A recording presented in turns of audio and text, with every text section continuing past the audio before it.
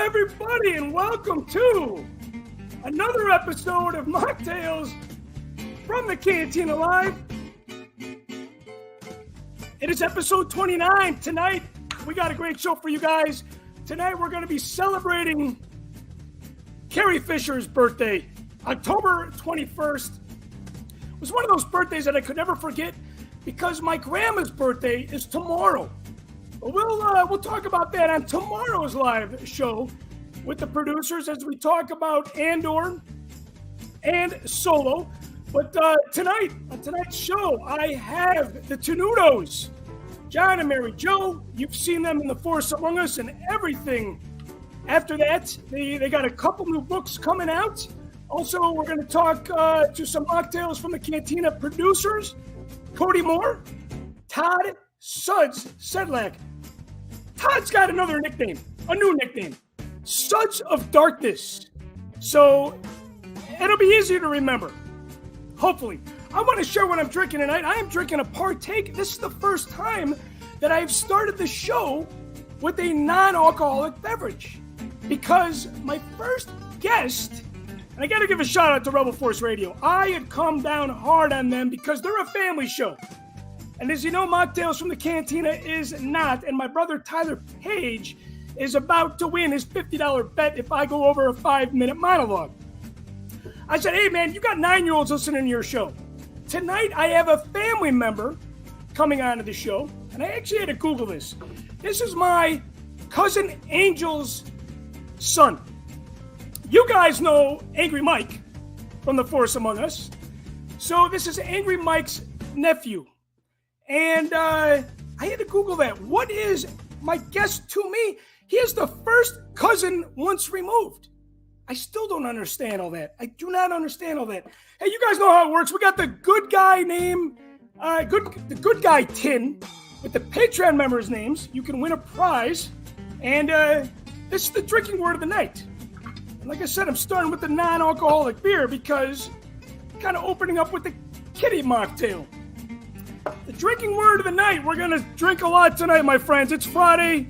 We're celebrating. It is Fisher. So every time you hear Fisher, David Gladding, thank you again for your support and for tuning in live tonight.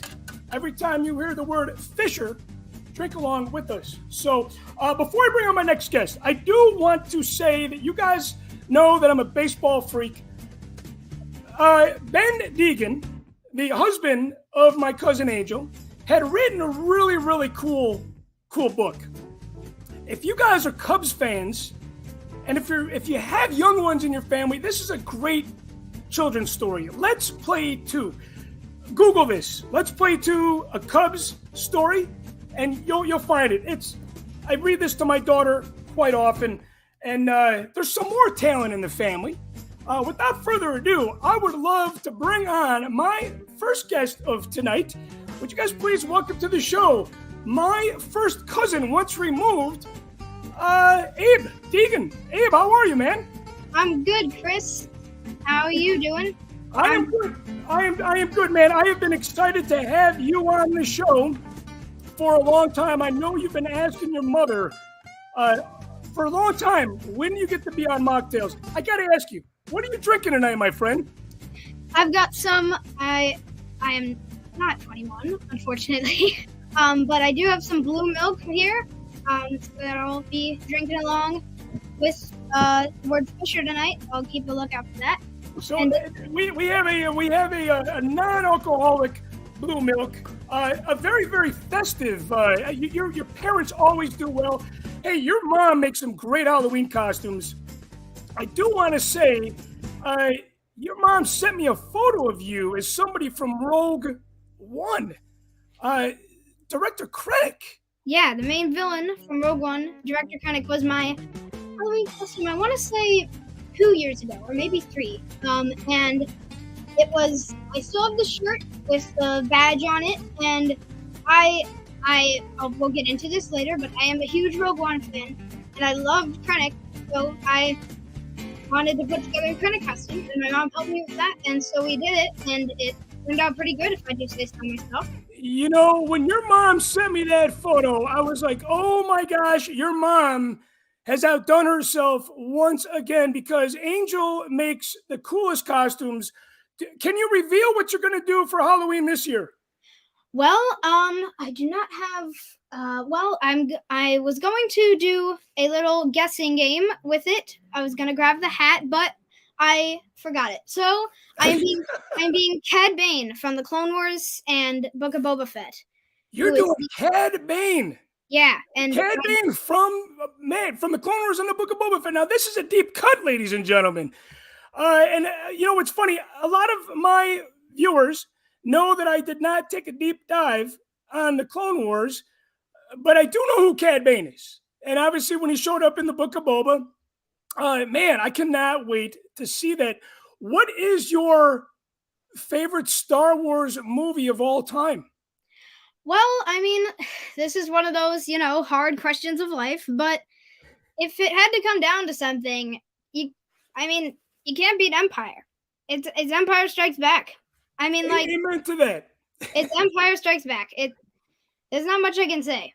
The best, as my dad says sometimes, the best part of a story is the middle, which is what Empire is. You know the characters, you know the world, and you just want to see where it goes from there, and you don't want to see it end yet. And Empire is on that point of Star Wars. And I just love so many things about it. It brought Imperial March. It brought Cloud City, brought Lando, Boba Fett, Yoda, everything. And it's very good. I watch it all the time. Brought AT-ATs. Can't forget the AT-ATs. And yeah, it's very good. Can't forget Empire. Now, you know what? You showed me an AT-AT before we went live. You know what? Would you mind showing? This is a vintage AT-AT. So this is a vintage AT-AT. Many years before you were born. If you can show me your AT-AT and tell me where you got this from.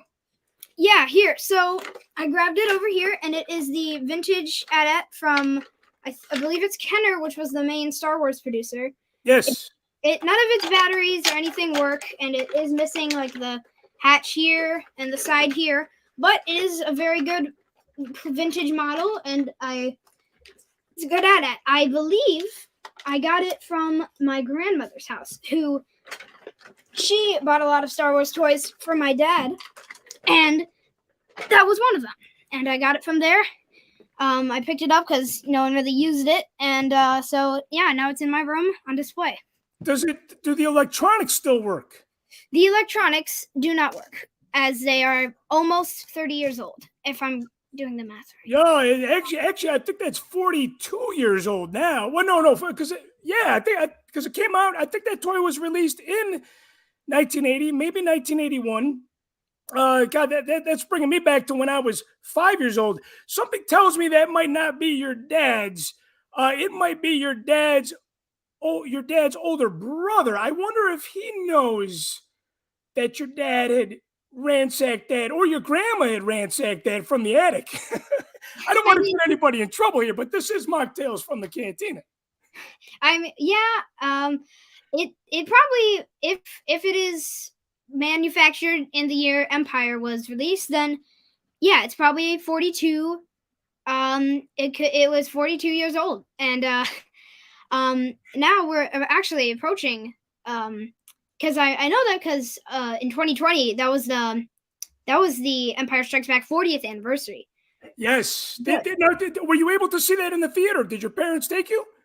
I didn't know it was in the theater back then, and once I found out in 2021, and then I'm like, I was so upset I missed out on it.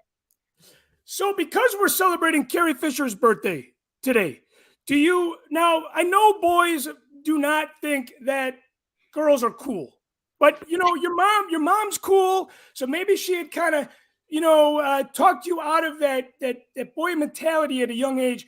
Do you think Princess Leia is cool? Is she cool in your book? Well, I've never been very against girls, but I've always thought that Princess Leia, I don't know if I'm allowed to swear, she's a badass. Hey, this is Machtails. You can say that on this show. But yeah, Princess Leia is great. She's awesome. Great. Her and Han have a great dynamic. Her and Luke have a great dynamic. Her and 3PO have a great dynamic. I can go on. She's a great character. I miss Carrie Fisher a lot, and yeah, it's yeah. What do you think is your favorite? What is your now? Would you say that Princess Leia in Empire Strikes Back would be your favorite Princess Leia role out of all three of the original trilogy movies? I would say so, because in Return of the Jedi, I feel like she's not as important. But in A New Hope, she's just kind of getting introduced, and she's a bit more like just like a little one-sided. But in Empire, I feel like she's developed a lot, mostly because of her relationship with Han, and I think that she shines most in Empire. Yeah, I agree, man. I love her snarkiness in Empire, the chemistry, and those late nights with Harrison Ford. I believe really paid off just because the chemistry with those two were fantastic. Who introduced you to Star Wars? Was it mom or dad? I gotta say, it was my dad. Or Angry Mike, Uncle Angry Mike. he was a pretty big supporter in that for sure. But my dad is obviously I think the biggest supporter in my Star Wars fan life, and I think the first time I remember watching Star Wars was around when I was like 4 or 3. I probably watched it before then, or maybe not. I don't know. But, back then I didn't really understand what was going on, but I still thought it was cool. And, and ever since then, I've been a Star Wars fan. It's all history from there. A lot of you guys remember Angry Mike from The Force Among Us. Hey, can we get a screenshot of Angry Mike in all his glory, ranting and raving about Jar Jar Binks? There he is. There he is. Now, that was some time ago. Now this is going back to 2006 when we recorded that back at your grandma and grandpa's house that they still live in. But yeah, a lot of people that love Machtails from the Cantina, they've been calling him Angry Mike for years, and it's good to know that he was a big part of your Star Wars story. And a big part of your dad. It sounds like your dad, was a big supporter of you in the Star Wars. Now, what do you want to do? This is a question that every kid is asked. What do you want to do when you grow up? And does Star Wars have anything to do with that? Well, Star Wars has definitely been the biggest influence on my probably life as a whole. And if I like Star Wars helped me figure out that I like telling stories like Star Wars told stories, and I want to do that when I grow up. I want to make movies, write books, or make comics or anything like that. And they'd probably be in a genre similar to Star Wars because it's Star Wars. I grew up with it. It's a part of me now, and I can't not use that in my later life. You know what? You couldn't have said that any better.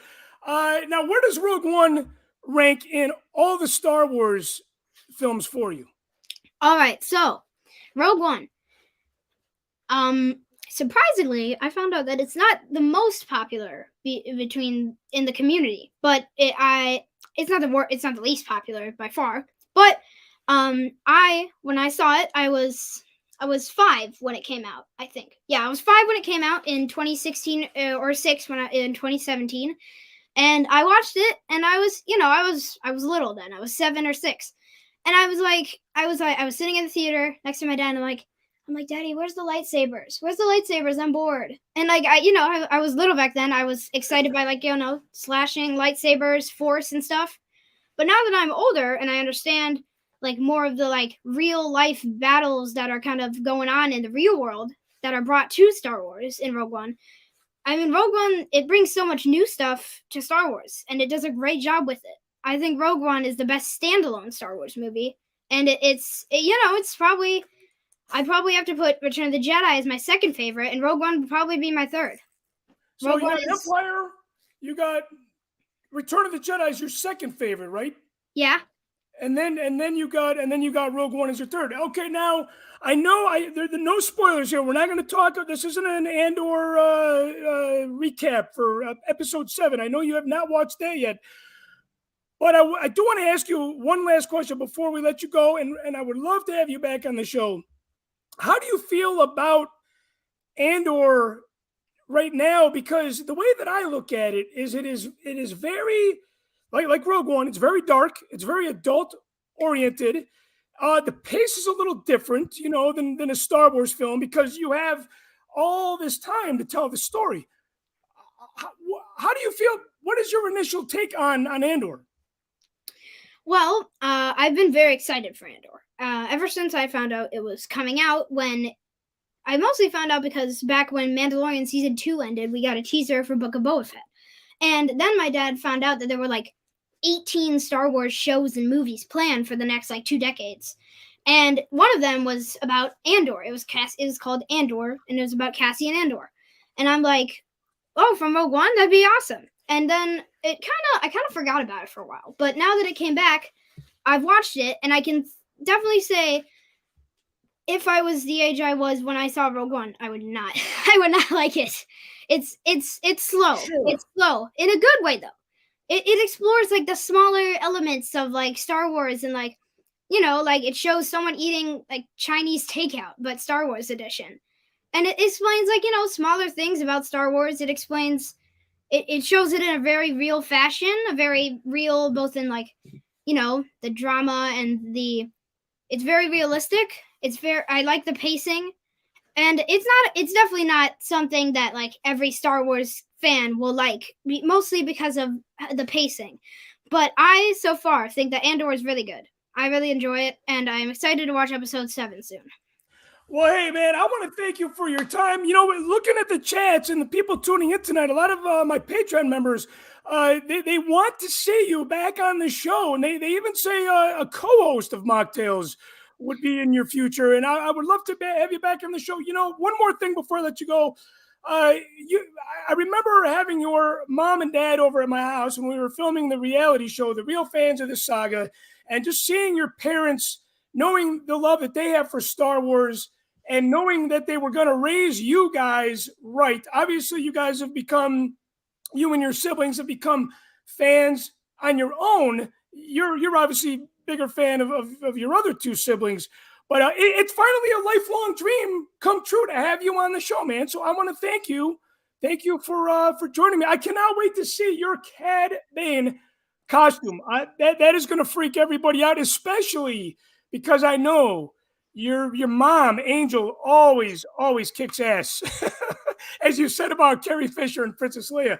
Hey, but thanks again for joining me on the show, man. Take care, and we'll see you next time.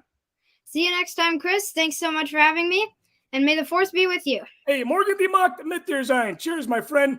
Hey, you know what? Without further ado, I do not want to keep my guest waiting. Yes, I got two in the pipeline here together.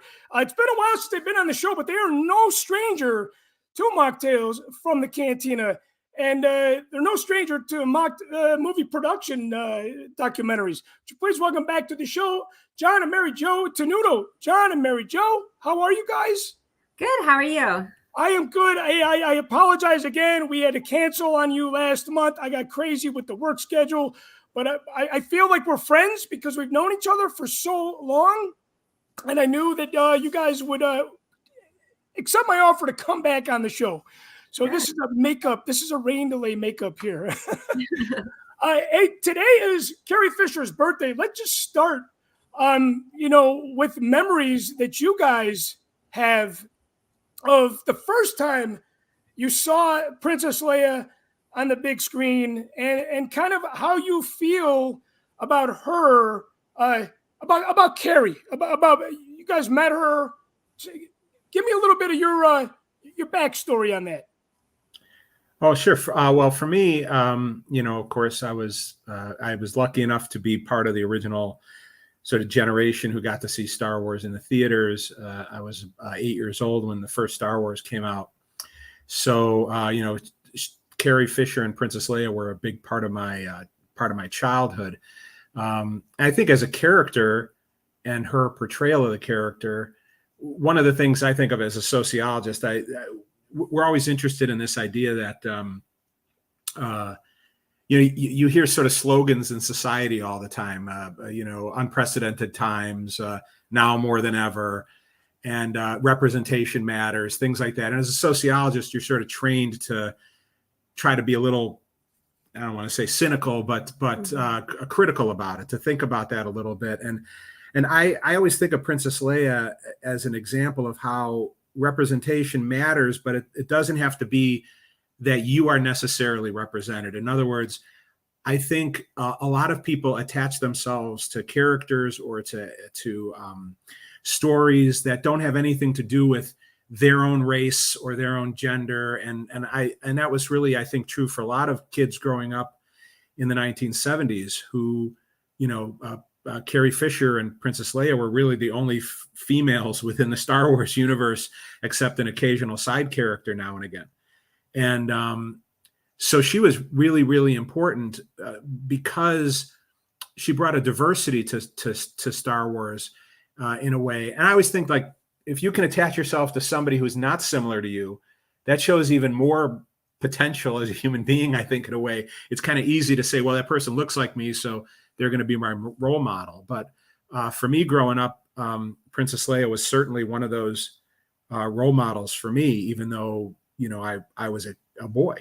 And to, other than Zira from the Planet of the Apes films, the original Planet of the Apes films, she was the first action figure I had that was a female action figure.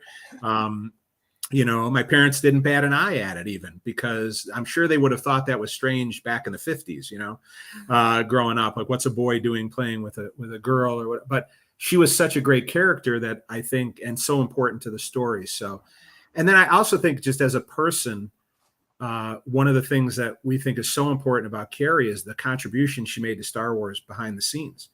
So she's, of course, she's in front of the camera, but her contributions, particularly in sort of script doctoring and punching up scripts, are really, really important to making Star Wars as kind of funny, ironic, sometimes clever as it is. So, she doesn't get, credit per se in the, as a screenwriter, but she played a big contribution in many of the Star Wars films in terms of their stories and the dialogue, particularly the dialogue that the character spoke. So I think that's always something to remember about her.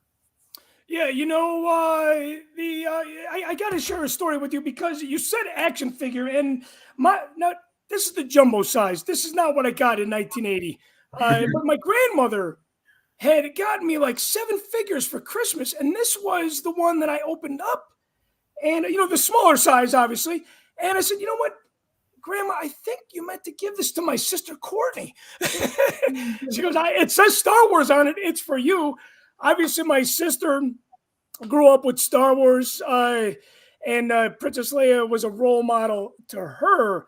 And going back to the writing that she did. Obviously, her book Wishful Drinking. Obviously, all the script doctoring that she did. She was such an important part to not only Star Wars, but so many other great projects and telling her story. Mary Jo, how about for you, especially coming from a female's perspective?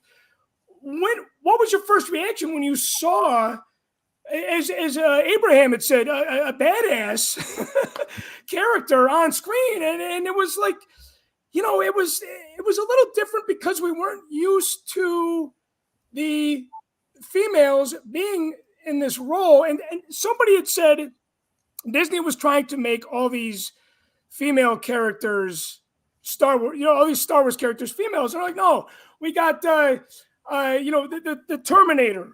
We have Aliens with Sigourney Weaver, and we have Carrie Fisher. Females being tough characters have been part of it for so long. What was your first reaction when you saw Princess Leia on screen? You're right. She is tough, but she's also a very realistic hero compared to, you watch, especially if you watch shows today, you see these female characters who, break someone's neck with their thighs, and you're like, can you really do that in reality? Whereas with Carrie Fisher as Princess Leia, everything she does, you can see that it's realistic. She gets injured, she bleeds, she's smart, she's She can hold her own. And we also, what's great about her too, is we see her age. So we've seen her, throughout these years, and we see her age. And then what's great with, Kenobi, then we see her as a young girl. So it's rare that you get to see a character like that throughout their entire life, from when they're young to, when they're older. Yeah, it was kind of crazy that, a lot of people bash the sequels, but just to see the classic characters, especially Princess Leia, come to life. And you know what? If you look at the big picture too, right? Carrie had passed away, before episode 8 was released. So if they would have dragged their feet making those sequel films by 2 years, we would have never even had, a lot of people go, oh, we wanted to see all 3 of them on screen. That was not the plan for those characters, obviously, for episode 7. But man, just timing is everything, as we talked about last time when you guys were on the show. Yeah. And I think too, with just in terms of that criticism of the sequels, if you were to do the 3 of them on, I think that the problem they faced, and it's not a problem, it was just a reality. They're always going to overshadow, right? You put Han on the screen, or Luke, or Leia, or C-3PO. They're going to overshadow any of the new characters. So they had to find this balance of how do you do that. And, I think the plan of having, the first one be Han's movie really, and the second one be Luke's movie, and the third one be Leia's movie, if that really was sort of the plan, either, before or after the fact.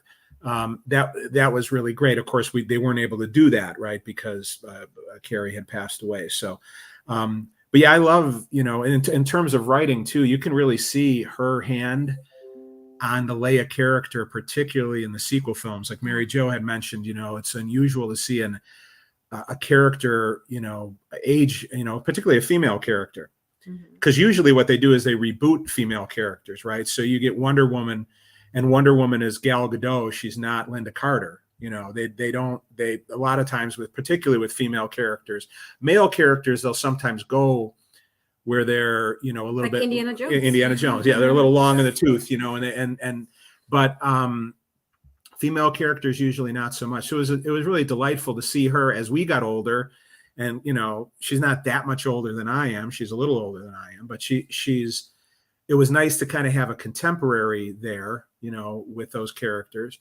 And then also, I think for her also to have done that little tweaking that she did with the scripts, so that you very, very close, especially Leia, I think in Last Jedi, is very close to who Carrie Fisher was as a person from the interactions that we had, and just also as fans, just, sitting there being with her as watching her through everything, through her whole career.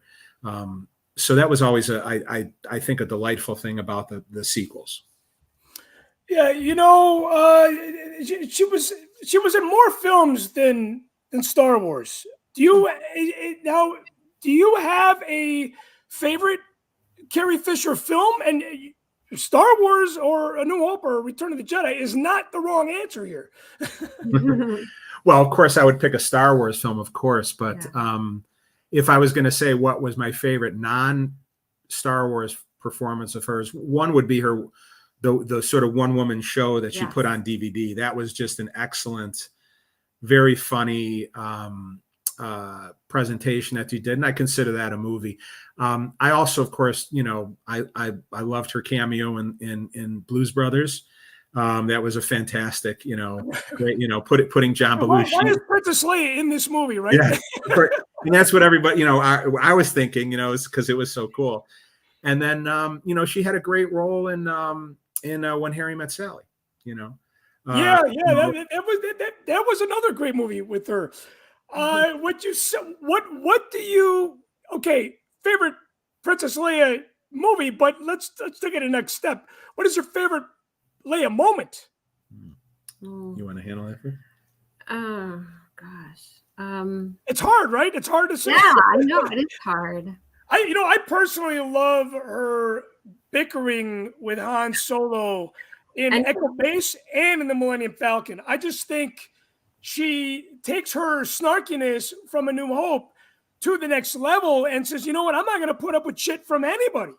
That is my favorite. I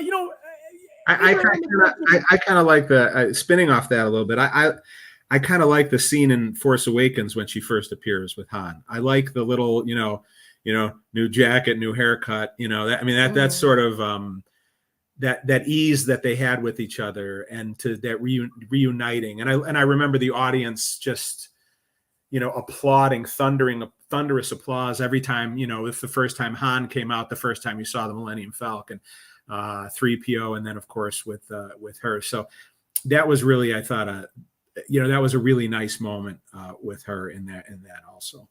It's hard to pick because she's got so many great lines, from like, if smelled your foul stench to move this walking carpet.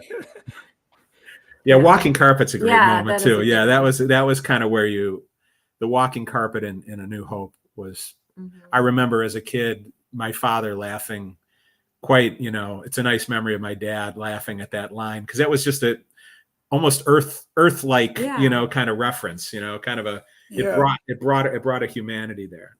It's funny. I'm the odd man out sometimes. It is a generational thing. It's like if you were born in 1970, you always go to A New Hope reference.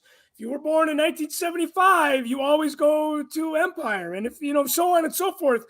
I just thought that her role in Empire. Empire is a beautiful film. I know I say Rogue One is my favorite film, but Empire has been my favorite film for a lot longer than Rogue One has. And I always go back to that. Do you have a favorite moment from when you met her? Because you guys had the opportunity to meet her, and a lot of people did. But some people, they did not get on the convention circuit as a fan until, unfortunately, it was too late, or they didn't want to stand in that long line that she always drew. Carrie Fisher lines were never short. That was like Disney World on steroids, mind you. I mean, it was crazy how long those lines were. It was long. And then I think she left for lunch or something. We stayed a long time to get our autograph. But I loved how personable she was. She was so friendly, and how, like, you could see in the picture, she like just grabbed you and drew you in. And that's what it's so nice about, to have someone like that. Because some people you meet, they don't want you like too close to them. They don't want to touch you. And she's just like, it's rare you have somebody just pulls you in. And she throws, fairy dust on you. Mm-hmm. and she that was such a great thing. And I remember she really took a affinity to our son, and stamped his hand, and did little art on his hand. She was just a really great lady. There she is with Nikki there. That was about 4 months before she passed away. Mm-hmm. 4 months before she passed away. Yeah, this is August. And I'll tell you, when we saw her give a presentation, a talk at the convention, and we've been going to conventions for 30 years. Star Trek is a lot, Star Wars, some, and there's very few people who commanded an audience like she did, because her genuine fondness for fans was not, there are some guests who come in, they do their business and they leave, right? They got to take a picture with you because they paid, she was not like that. She loved the fans. She appreciated them. In fact, one of my favorite all-time Carrie fan moments was on Deal or No Deal. If anybody remembers her appearance on there, where there was a contestant who had escaped, I want to say Vietnam. I believe that's right. She was from Vietnam, and she came here as a refugee as a little girl, and Princess Leia had meant so much to her. And so they brought Carrie Fisher on to be the person who, like, if you remember Deal or No Deal, who, kind of like helped you along. And her interactions with her, it was as if the two of them had been friends for their whole life. And I think that that's how she was with a lot of people. She was very open and giving, and told the truth about herself. You know, she wasn't guarded about who she was, and that can be very helpful. You know, to know that you know, the problems she dealt with bipolar disorder and things like that, that she was open about it. I mean, here this is a photo we took of her at the convention, and she's just, you could see her engagement with the audience. She's listening there, really truly listening to a fan telling their story about their connection with her, and she cared. So you don't get that a lot of times you don't get that in at a convention, just because there's the hustle and bustle. And that's why her lines were so long. It was because everybody wanted to have that moment with her, and she gave them that moment. It was kind of like Avery Brooks from Star Trek is one of those. Avery Brooks remembered you, I kid you not, from like 4 years before. And it's so rare to have that kind of interaction, right? Experience, yeah. So it was worth every minute we waited to meet her, and to get her autograph and to see her talk, and not a disappointment in any way. And so grateful we got to see her before she passed away that December. You know, it's my story about Carrie Fisher is a little strange, because I went to Star Wars weekends in 2000. I went down there just because I knew she was there. And I want to say that was one of her first big convention appearances. And they said, you can't sleep out overnight because it's Disney property. And I'm like, okay, Disney has rules. We got to follow them. So I find out when I get there that the line is full and that people have been sleeping outside since 3 a.m. So we were like number 55 in line when she's like, you know what? I can't do any more signings. The heat is getting to me. I'm done. And I'm like, my gosh, I came all the way from Chicago for just this. But didn't have any hard feelings. Just kind of knew that Carrie might have not have been used to the convention circuit. This was a big deal. She's already been signing, obviously, since they opened up probably at 8 a.m. And then the next time, Celebration 2 was her first Celebration appearance. And the line was like 12 hours long. And I'm like, I'm not doing it. So I shared this on Machtails Live episode number 1, which was back in January of 2021. But this is the photo that a friend of mine had. When he met her, she had signed this photo for me, and it matches the Mark Hamill and the Billy D. Williams Empire shot. And the funny thing is that she had crossed out the H in my name, because my name is Christian without the H. And after she wrote it, she's like, oh, it doesn't have an H. And I'm like, you know what? At first, when I got this, I was like, oh, man, that kind of sucks. But knowing Carrie Fisher, I could totally see her doing that. Your name doesn't name doesn't have an H. So it's, this is one of my, if the house was burning down, I would get my family out and then I would grab this off the wall. Even though I never met her in person, I came so close a couple times. That is one of my lessons in life that I've learned, is that you really do, especially as a fan and as people age, but of course you never know, but we got a chance to meet Peter Mayhew once a long time ago in Novi, Michigan. But when he was at the Chicago convention this past in 2019, right before COVID, he had been there had been ups and downs, I think, with his health there, and so he was showing up or not showing up to certain things. So we wound up missing a photo op that we had with him that we had wanted to do, just because our son had never had a chance to meet him. We had our photo with him and so on, but not our son. And then of course it was like a week later he had passed away. So I always say, if it really means something, sometimes it's worth the wait. But then you have to weigh the fact that is it a 12-hour wait, and that's that's the whole day. You have to balance that out, sometimes. But if you ever get the chance, I always say seize the chance, if you can. Yeah, amen to that, man. You never know when it's going to be the last one. you guys started your IMDb profile or resume with The Force Among Us back in 2007, but man, your list has grown quite long. I got to ask you guys, do you guys now have an agent? No, we're still, I think we're still, I think people understand, I think what it is we want to do, what our mission is, which is to really celebrate both with Star Trek and Star Wars, the behind the scenes artists, also the actors too, of course, but to really celebrate, everyone, the makeup artists, the special effects artists, of course, the writers, the producers, to really try to tell their stories. And I think that the word kind of gets around among the community, so that we don't have an agent yet, but we've been doing all right. We got a couple books coming out this year, and we've been on a bunch of shows. And also we just see it as a chance to share with fellow fans the things that we're lucky enough to have access to, because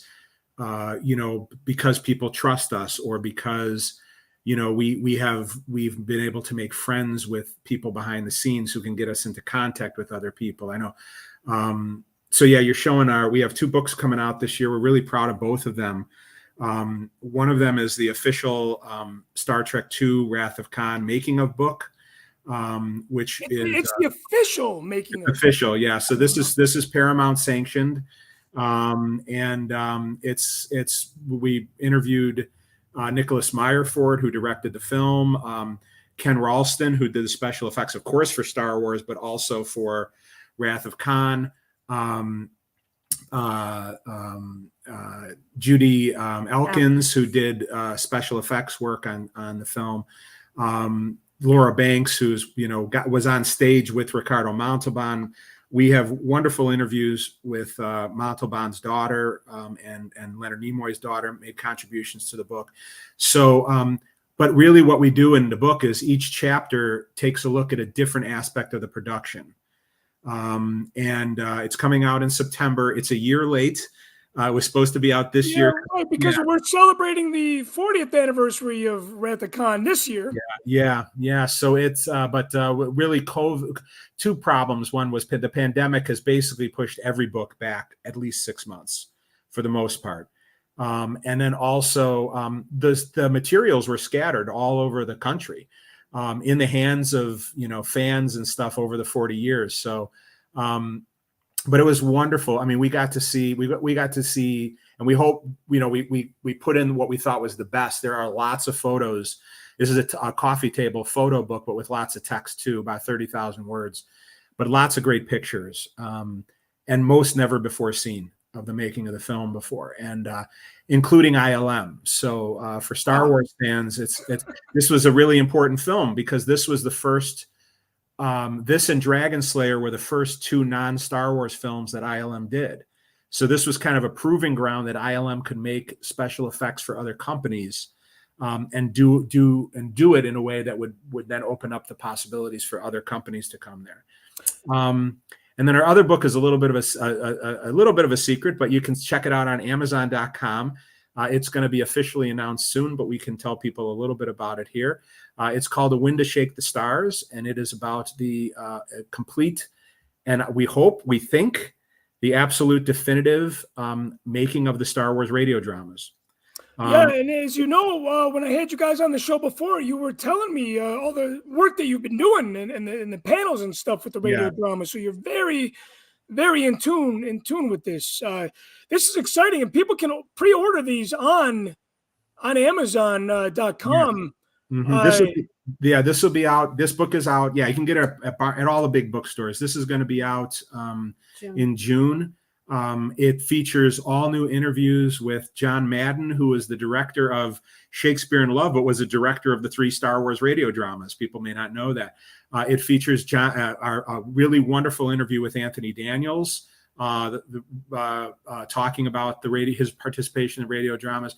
Perry King, who played Han Solo, and Sachs, who played Princess Leia. We really have a really great roster, and behind the scenes, Tom Vagley, who fans of Raiders of the Lost Ark, He won an Emmy, a Grammy Award, I should say, for his audio adaptation of Raiders of the Lost Ark. If people remember having that on record, the story on record, that was Tom Vagley, and how this saved NPR, how the Star Wars radio drama saved NPR, and really what the book also is a love letter to Brian Daley. Brian Daley wrote the Star Wars radio dramas. We were given incredible access to Brian's family, to Brian's archives. There's stuff in here about Star Wars, the films, that no one knows because it's only in Lucasfilm's archives or Brian's archives. That's on a gold mine. incredible stuff.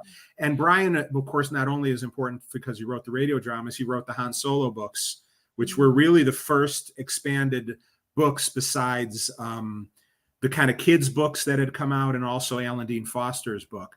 So really, and there's also an appendix where we also look at other radio or audio dramas that feature the original actors in them. So we take a look at the Star Wars Empire Strikes Back commercials that you could call on your phone, and you would hear Han Solo, and it was Harrison Ford.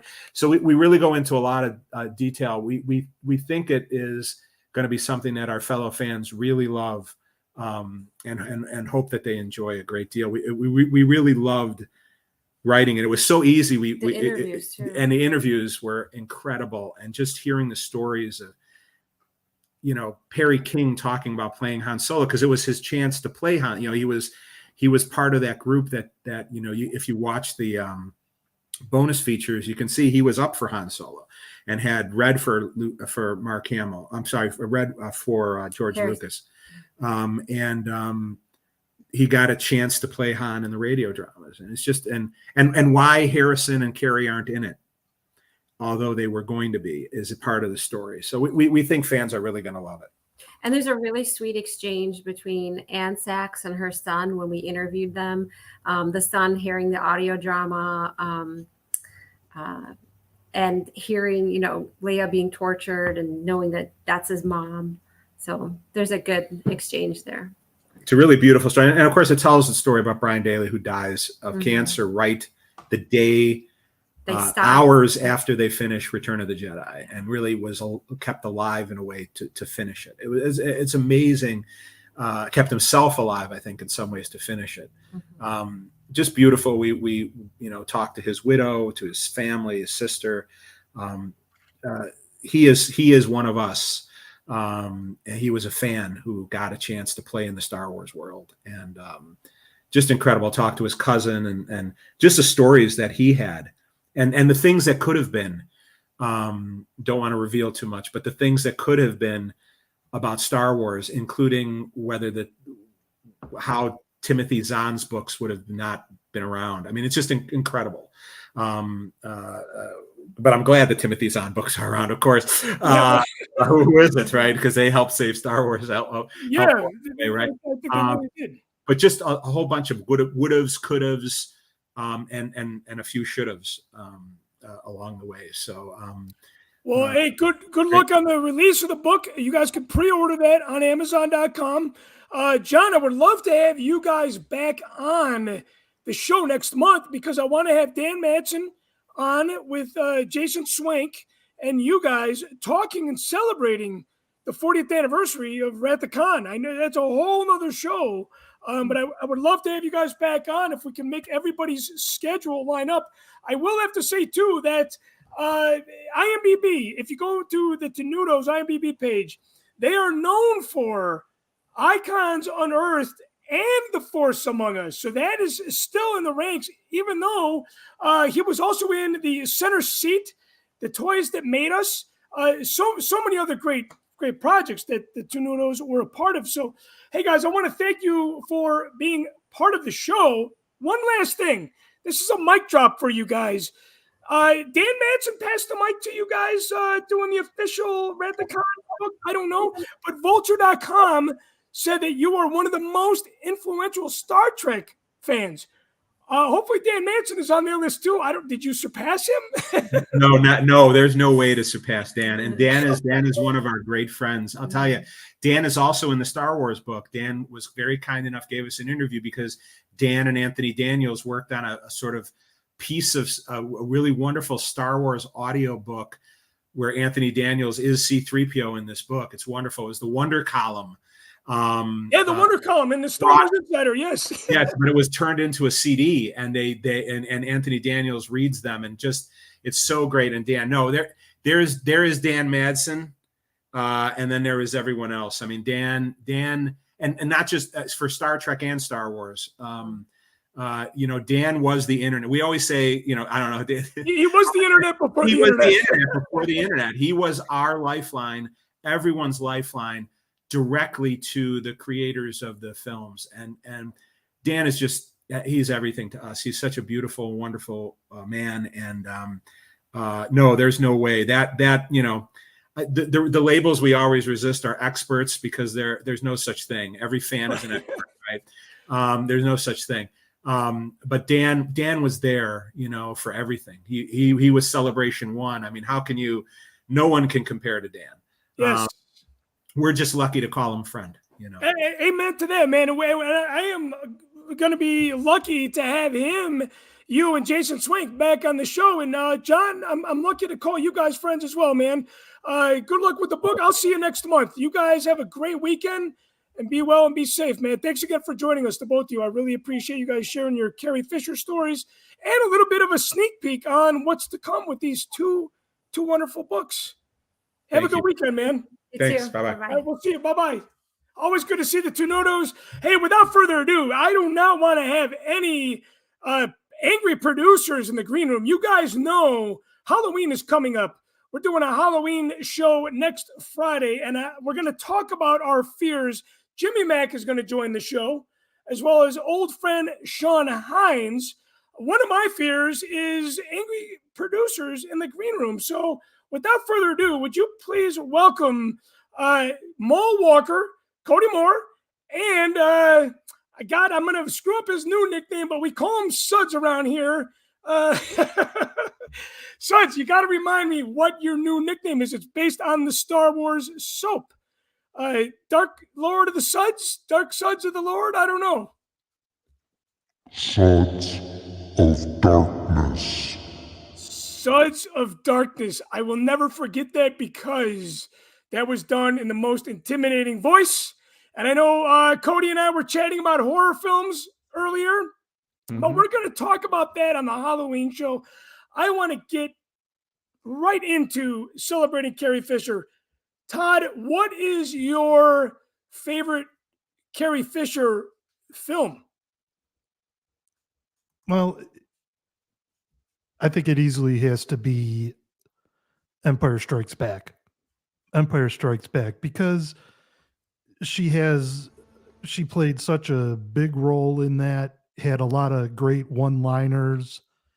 My favorite one was when she offered to get out and push the Falcon along because it wasn't taken off. I mean, that just classic.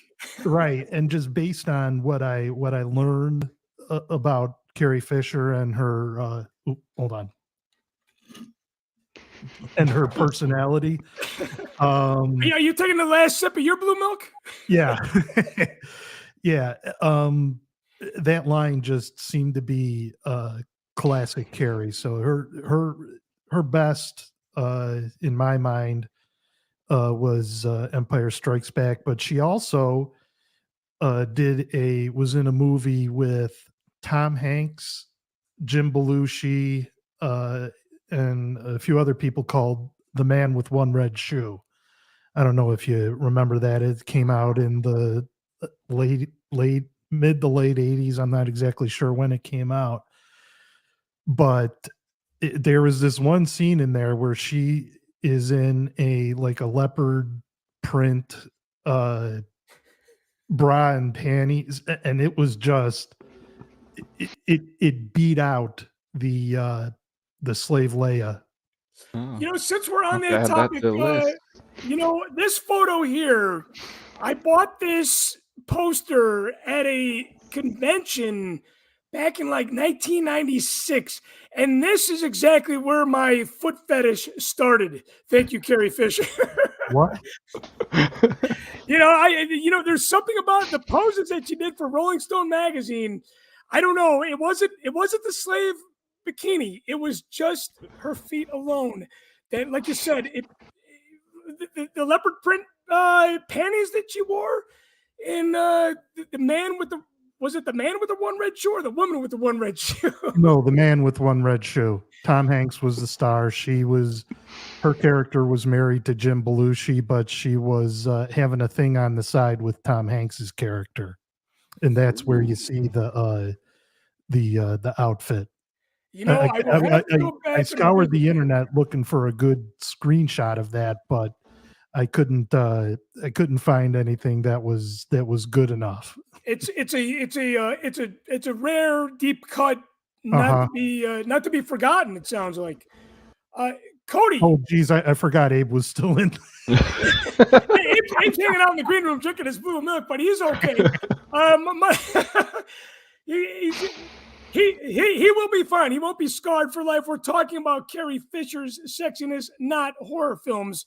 Keep horror movies away from the children, please. Cody, what is your favorite Carrie Fisher film? Oh man, for me it was close between Empire and Return, but for me it has to be Return because I love bounty hunters in general and just full cosplay. So the fact that she dressed, full incognito bounty hunter Boosh to sneak in and try to get Han out, that was a cool aspect that I really liked. And then I also really liked, her slave Leia bikini. Was Boosh not? I don't. Cody, I know you're from a different Star Wars generation.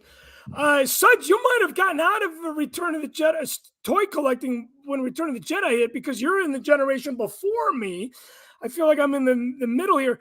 Boosh was the coolest Star Wars action figure simply because the helmet came on and off. I mean, there were no other Star Wars action figures that did that. And obviously, we can go back and buy all these retro figures now, and that's actually coming out as a retro figure on the Return of the Jedi line next year. Yeah, you know what? That costume, Cody, I don't know what's better, Slave Leia or the. See, okay, here's the thing. Because Abe was on the show today, I was talking to my cousin Angel, Abe's mom. Carrie Fisher looks so much like my aunt. It is scary. I've never had the sexual attraction to Carrie because of that reason. So the fact that I can ask the question and I'll answer it here. Yeah. So you get the same look every time I bring up the sexual innuendos. You're like, Boosh costume is 10 times better than a Slave Leia costume to me anyway. I might be the odd man out on that one. I might be the odd man out. Okay, David Gladding says, I learned something the other day. The voice of Boosh was this. You know what? I'm learning something tonight. Did you guys know this? Nope. No. Wow, No, David, I trust in your source because I knew you would not post that if you didn't trust yours. That is crazy. And if you think about it, that's a cool connection. With a little tweak from ILM, yeah, you can make that happen. Did you guys have the opportunity to meet Carrie Fisher in person? No. No, unfortunately, no. Do you have a favorite behind the scenes Carrie Fisher story that has always been something that when you heard about it, you're like, you know what, that is crazy. I cannot believe that it happened.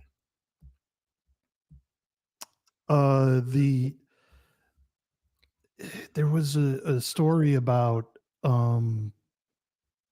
didn't she give Mark Hamill or somebody her nightgown or something in when they were filming out in the desert, and she said, no, don't worry, nobody'll see you, and then she points out to the.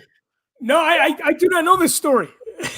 yeah, and I'm butchering it because I don't remember it well. She was famous for being a prankster on the set.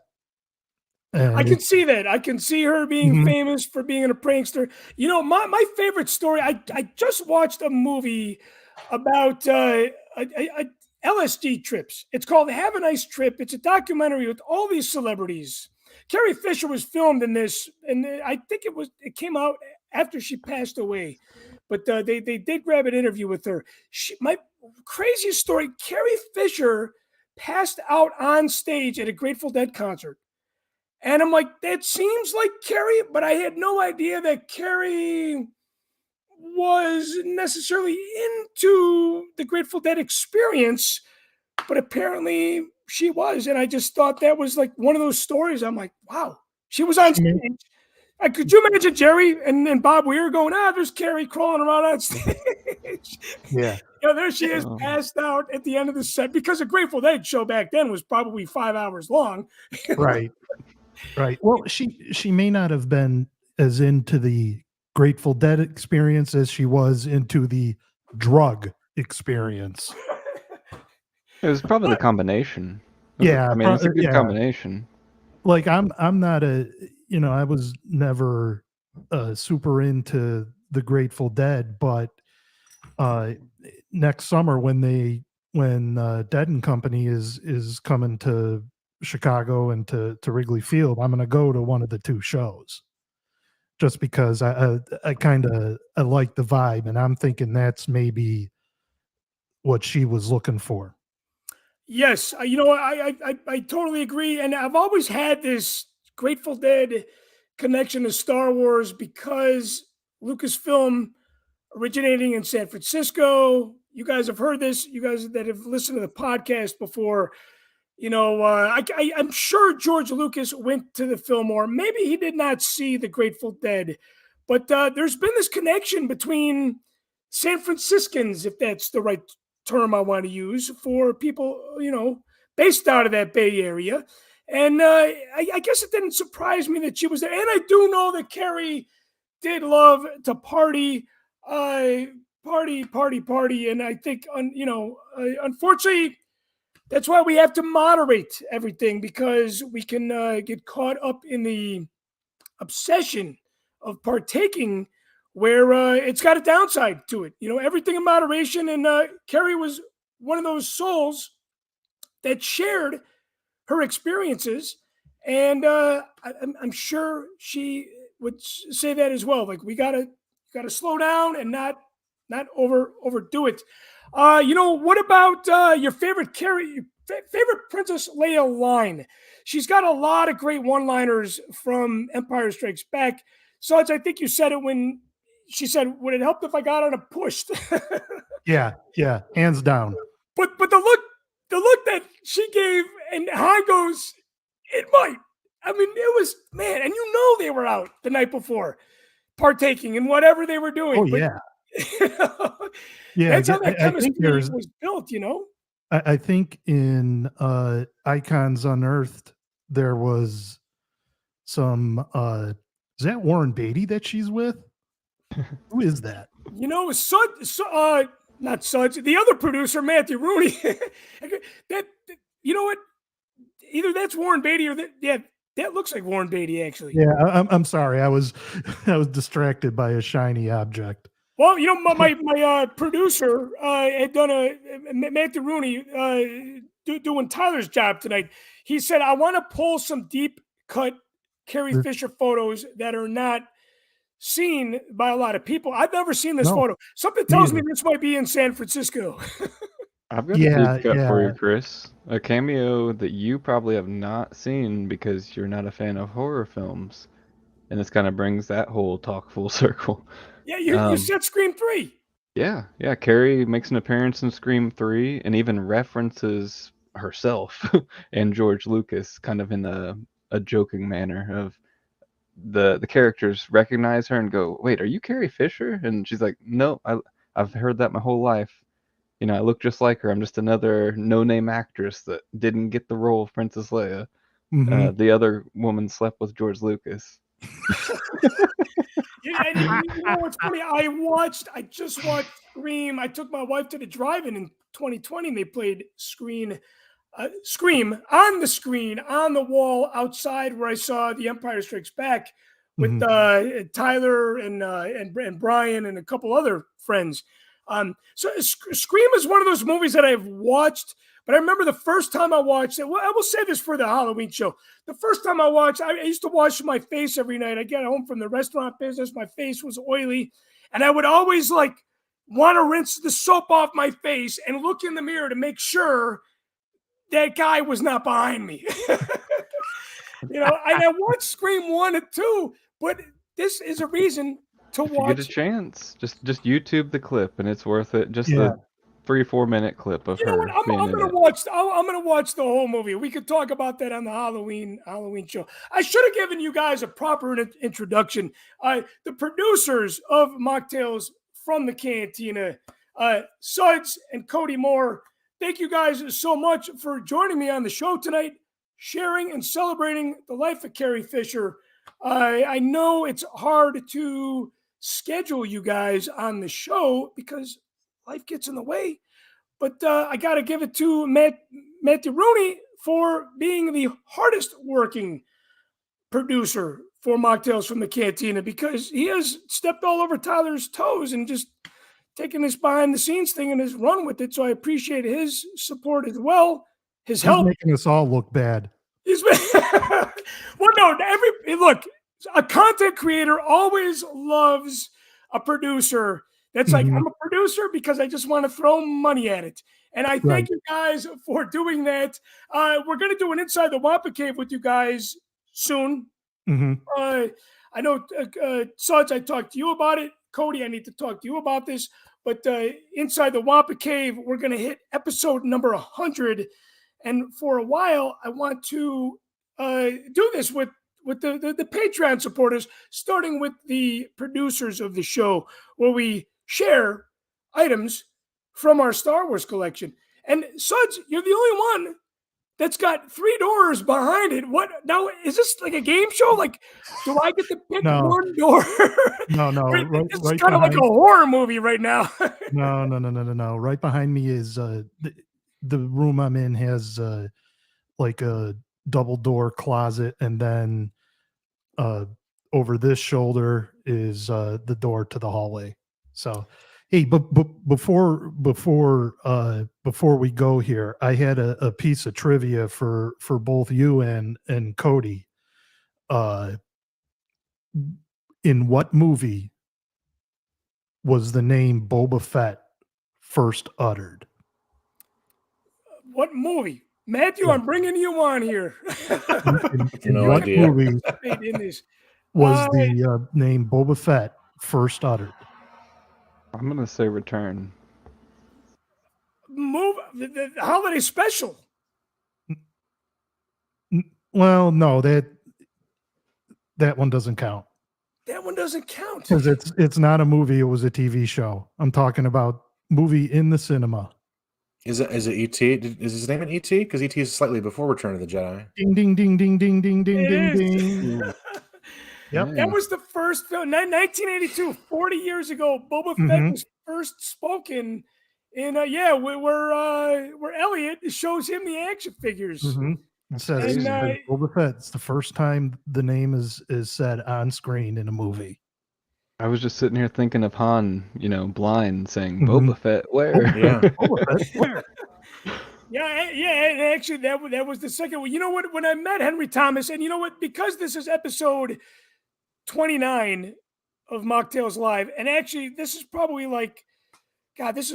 close to with all the mocktails that I've done since its inception in April of 2020, we're getting close to show number 100. I refuse to walk away from the screen like I did in episode 1 that I did live. But there's a photo laying right there on the floor of me and Henry Thomas playing with the action figures. When I met him, I had brought the vintage action figures, and I'm like, look, Henry Thomas doesn't look anything like he does now that he did in 82. So I'm like, we got to bring some element to E.T. and Star Wars to this photo.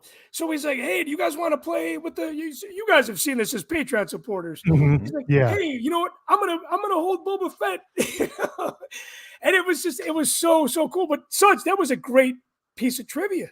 Yeah, I saw that online a couple 2-3 weeks ago, and it blew me away that I didn't know that. I was gonna say that's My- almost my first- shocking. Yeah, that- my first answer was what Cody said was Return of the Jedi, and then I thought, no, that can't be right, and then I eventually realized no, that it's ET, because ET came out the year before in '82, and Jedi came out in '83. You know, and I told the Tenutos that I want to do a Wrath of Khan 40th anniversary. I feel like I owe that to ET as well. You know, so we can expect more great live shows like we had tonight. Bring Abe back on as well. You know, he was a fan favorite tonight. Everybody really enjoyed Oh, him. he was awesome. Suds, I know you asked what age he was. He's 11. And you know what? No, I No. do not want him to call in. I do not want him to call in Rebel Force Radio because I want him to be an Machtails exclusive. I do not want to Getting lose him getting a little It belongs to the territorial, show. aren't you? to Rebel Force Radio, you know? Well, you call into Rebel Force Radio, but then you can't hear Jimmy, and he talks over you. And he talks all over me, you know? But Jimmy is going to be back on Mocktails for the Halloween episode, which is next Friday. We're doing a show tomorrow, which is October 22nd. We're going to be talking about Andor. We're also going to be talking about Solo. We're going to kind of split that episode into two. You know, bless you, Cody. You know what's funny? I slept over at my friend's house that had cats, and man, I reminded myself that I am allergic to the cats. I'm not. This is my baby. She's like she's spoiled. I do love cats. Oh, now, She's trying to climb up on me Does he and have just. a Star Wars name? No, her name, it's a girl, Franny. So Franny. Francine, but shortened to Franny. You know, after tonight's episode, you might think about renaming her Leia. I don't know, Carrie. Maybe I'll add that to her middle names. She's got a few Yeah, middle names. or her nickname, right? Her nickname. Franny Leia. So without, you know, again, guys, thank you. I want to thank Matthew Rooney, the hardest working Mocktails from the Cantina. Yeah. Everybody look bad. Matthew sent us out with some Robert Hines music, please. I cannot wait to have Robert Hines in the Wampa Cave to send us out. Todd Suds Sedlak, the dark. Yeah, I forgot it.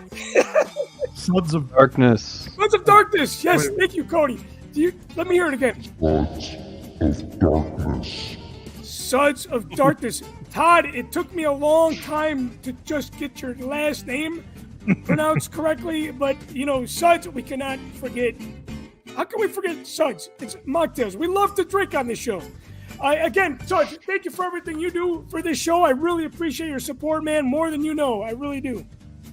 Well, hey, glad to be here. Glad to have you here. Cody, remind me, brother, video games. You're a video game junkie. People can follow you, Mall Walker, on Twitch, on YouTube, all kinds of platforms. Yep, I'm on Facebook Gaming, YouTube, and Twitch, all under Mall Walker or Mall Walker Gaming. And nowadays, I'm playing the Modern Warfare 2 campaign because it just dropped yesterday. So, and a lot of people are super stoked about that. Yes. Mm-hmm. Yep, it's a reboot of the classic trilogy, one of the best Call of Duty trilogies. Hey, you know, Cody, I hate to do this, but can you stand up? I want to see your shirt. I want to see.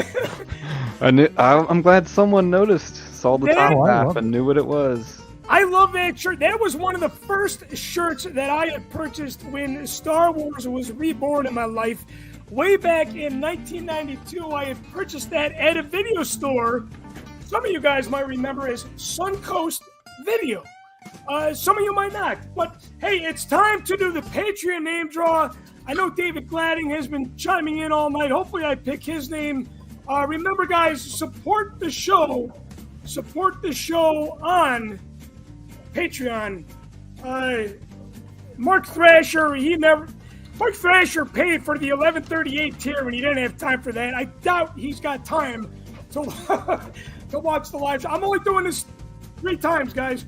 AJ Drake, sorry about your Cleveland Guardians, but they got destroyed in the postseason. Well, not destroyed in the postseason. They gave up a good fight. Yeah, they got pretty far. Chris Kolowski, thank you again. Patreon shout out to Chris for letting me know about the Jeffrey and Friends character breakfast. Toys R Us just reopened. Sharon Sandoval, I know you love to watch the live shows, but you say that it always overlaps with family nights tonight. I know for you, Friday, you like to gather around the TV old school style and watch Andor with your sons. So, Tomorrow. Hey, unless anybody is going to claim the prize, we're going to let that roll over to tomorrow. Again, I want to thank all my guests. I want to thank, of course, Abraham Deegan. Don't forget to check out Let's Play 2 by Abe's dad, Ben Deegan. This is a great story, especially for you Cubs fans. Christmas is coming. I know Halloween's coming, but Christmas is coming sooner than you think. Don't forget to pre-order the Tenuto books. That would make a great gift. Order Let's Play 2. Have it delivered on time for the holidays. And don't forget, we will be here tomorrow celebrating my grandma's birthday. I'll be celebrating my grandma's birthday anyway. Talking Andor and Solo with Machtails from the Cantina Patreon supporters. You can become a Patreon supporter and a producer by simply hitting the join link on Machtails Patreon. So hey, I want to thank Matthew Rooney, of course, for all the hard work that he's been doing. And we'll be back tomorrow with Tyler Page and Rich Brendel inside the Wampa Cave as well. So long, everybody. Good night. Have a good weekend. We'll see you tomorrow.